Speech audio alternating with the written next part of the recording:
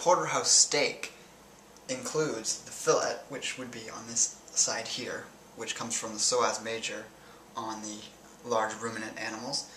But the porterhouse, as well as the T-bone, is a larger cut that includes that very delicious, very tender, and very pricey at times fillet cut.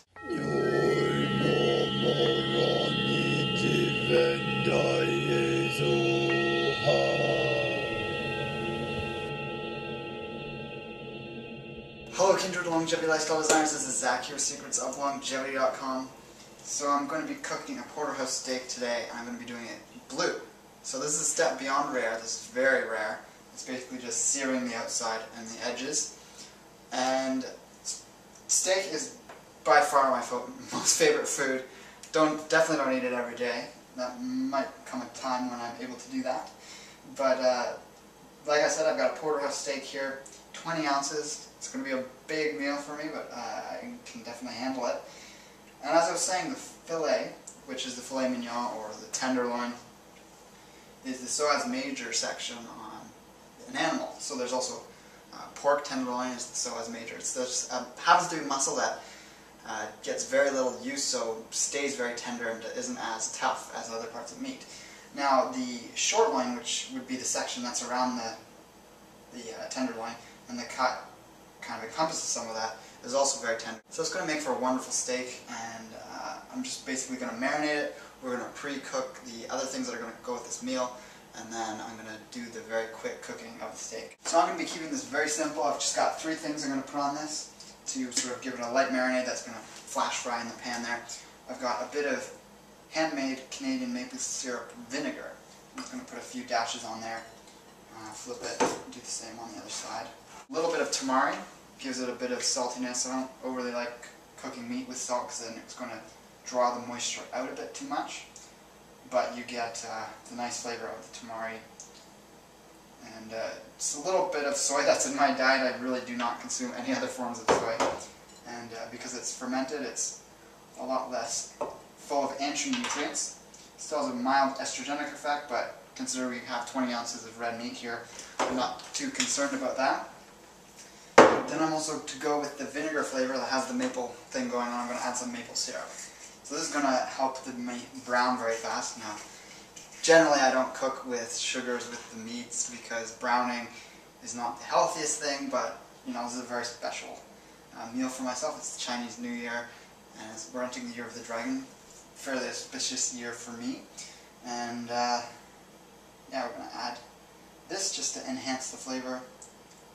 Adding a very small amount, just a touch, and I'm going to rub that all over it. You could marinate it for longer if you wanted, and you had the pre-conceptualization of being able to do that. Lazy man's way of grinding black pepper. And make sure that's all rubbed in, and that's going to sit while we do the other things here. So we're actually going to be doing 3 different ingredients that are from a video I've done in the past that were the top 10 of my favorite foods that are boosting to testosterone. So you can check out that video here and learn more about how red meat, white button mushrooms, as well as onions are boosting to testosterone. And yeah, there's a lot of good information in there, and mixing those kinds of foods in will help keep you anabolic, especially if you're athletic, and in my opinion is more based around the types of foods we should be eating from a more ancestral type diet perspective anyway. It's usually the estrogenic type foods, which are the newest type food additions in our diet. I'm going to put the stove on high just to get warmed up. I always turn it down shortly afterwards. And I've got a bit of lard that I like to cook with. Better than cooking with olive oil by a long shot, because you're not getting as high amounts of polyunsaturated fats that can oxidize from the heat. And then it's got a higher amount of saturated fat, which helps protect it from that heat. Another great thing would be ghee or beef tallow or even coconut oil, but the coconut oil doesn't really taste that good with meat, I find personally. I'm sure you know how to cut an onion. I'm actually just going to be using about half of this. I'm going to be doing caramelized onions, so I'll also explain how I'm doing that. They take quite a while to cook, so there's going to be a bit of time-lapse videography there. Section the onion. I use a bread knife just because I like how it doesn't slip when you're cutting into it. I don't have any really good sharp knives yet at this point, So I find with tomatoes and onions, because if it's a slightly dull knife and you're trying to cut into it, it's going to like just squirt out everywhere. The sections will come apart in the case of the onion. To get really nice thin parts of the onion, I find it handy to use a serrated knife. Oh man, it's got my eyes watering there. So I've got a ton of onion to put in here. Nice, long fry. You gotta get these all nicely coated, and then it's basically on just over low for about half an hour. And the trick to making caramelized onion is to leave it on as low as possible because you want it to caramelize, you don't want it to burn. And you don't want to move them around too much. You can move them a little bit, flip them over and stuff. So once it's on low, you keep it on low. And you need to have enough oil in there. And we're going to just chop up some mushrooms to have those ready, because we're going to take some of those out and then add the mushrooms in, turn up the heat a little bit, get the mushrooms sauteing, then add our final ingredient for the side dish, which is some purslane that a dear friend of mine gave me a big bag of frozen purslane that she harvested from the summer. And this is an amazing green. We're just going to really just barely get that on that heat. We don't want to cook it too much because there are a lot of omega-3s in there that could definitely become damaged from too much heat. And it's actually a source of long-chain omega-3s like fish and marine oils would be, which is very unique about a land plant. It's a source of the DHA and EPA. So it's kind of a succulent. If you've ever seen purslane, you can always look up images online of it. You've probably seen it in your backyard and not even known it was there. And it's perfectly edible. This is mostly looking like the stalks, but there are the leaves that get sort of broken up and at the bottom. Because it was frozen, it's a little wilty, but once it's cooked up with the rest of this, I think it's going to taste amazing. I want to give you guys a peek at what it's like about 2/3 of the way done. Caramelizing of the onions, they're browning up. Getting a little sticky, so you gotta watch it to make sure nothing's sticking and burning, because as it gets less and less moist, that's a possibility even on such a low heat. I did tap the heat up a tad, just because last time I've seen this done was on an open flame, and the lowest setting on an open flame stove is probably still higher than an electric stove like this one. So this is as far as I wanted to take it. You could even get it even more golden brown with more time. It's having tasted it, it's very sweet. That's what caramelized onion should taste like. They should sweeten up as compared to a raw onion flavor, obviously. And yeah, I'm going to take these out, start flash frying the other ingredients, and then I'll add these back in to warm up again. So because we're going to be frying a few more things, we're going to add a little bit more lard to get the pan, which is dried out a bit from the onions, moist again. And I'm going to throw these mushrooms in. I've cut them fairly chunky, and we're going to want to get them to reduce in size a bit, and then we're going to add the final green bit and add a bit of the caramelized onions into that. Got the heat up to medium now. I'm going to also add a splash of tamari to this, because I find that really goes well with the mushrooms while they're sauteing. You can see they're starting to look really nice in this cast iron pan here. The mushrooms shrinking down the sides, getting a nice brown color from the tamari. Alright, here we go with the purslane.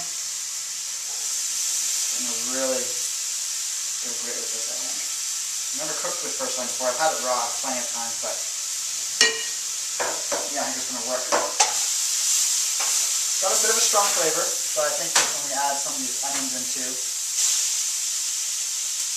about a third of what I made there, the onions.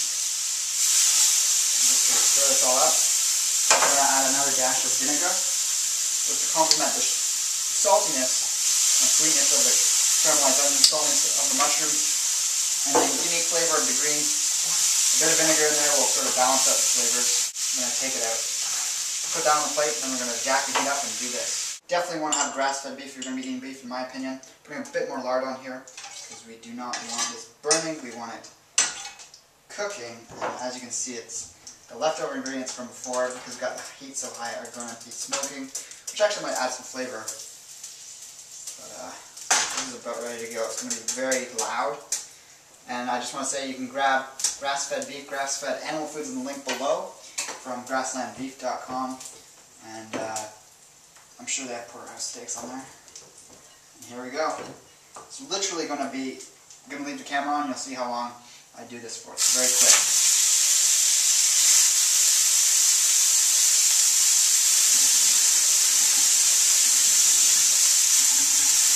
30 seconds to a minute on each side. This out of the way.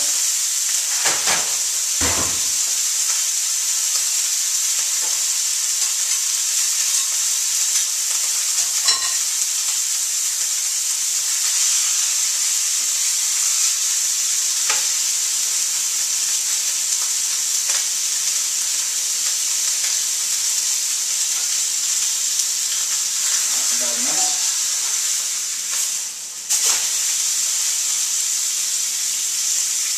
Got a bit of coating from the other ingredients, which is nice. You see little bits of the Purslane beef.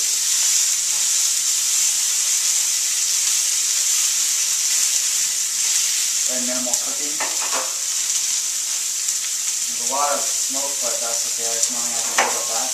So my smoke alarm went off, but that is totally fine. That's unfortunately I don't have a grill here with the proper ventilation. I could have had the fan on, but it actually sucks the smoke up and just blows it back out anyways. Would have still set it off. I'm going to have to find another way to do that type of a cut without setting off the alarm there. Got the windows open. Anyways, it's perfect. I'm going to tuck into this, and actually I'll give it a bite right now and let you know what I thought of it.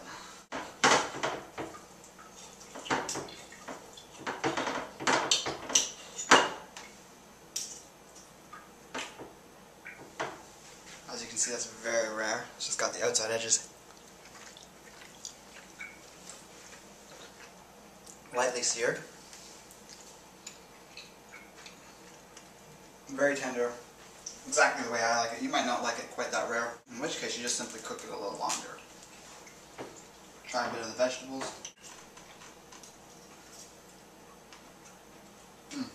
Superb. It's a really nice mixture. Really great flavors. This is an amazing dinner for me. Hope I don't make you jealous. Check out the links below for all that information. You can also learn about grass-fed beef and its benefits by clicking this link here. If you're not too familiar about the difference between grain-fed, sort of factory-farmed beef, even organic grain-fed beef, in comparison to pasture-raised beef, there's a big difference in nutrient content, antioxidant content, and overall health effects. So with that, let me know what you thought in the comments below. Subscribe, and take care and embrace life without limits.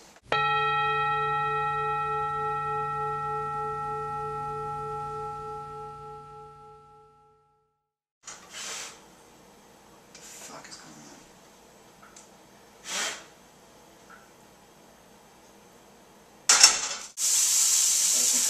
I'm gonna have to turn this down on the mic.